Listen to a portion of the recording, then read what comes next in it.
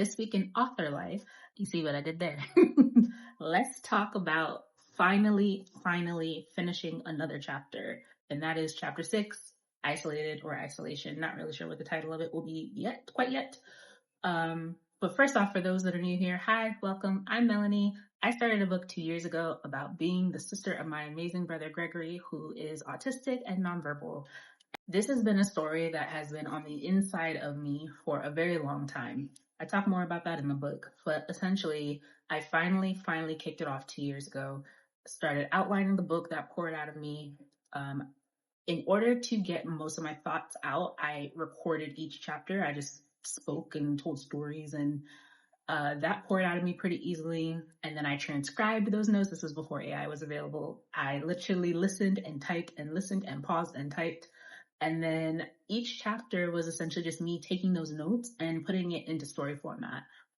It was going seamlessly until I hit chapter 6, which is the first real chapter where I introspect and think more about how I came to terms with Gregory's diagnosis and how that changed our lives as a family, and then me as a sibling.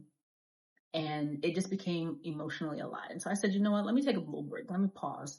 And that pause ended up being 2 years, 2 whole years. And so I'm here to shout and scream and praise that I finally was able to get through the chapter. Having 2 years removed finally gave me enough bandwidth or enough distance to be able to look at it with less intimate emotions.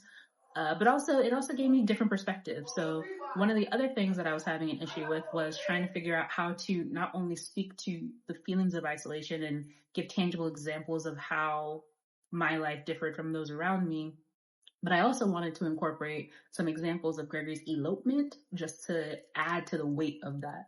But I realized that this chapter didn't quite need that. I can move some of those stories to the next chapter, which is called Vigilance, and do it in a very still authentic way. So really excited for where we are right now.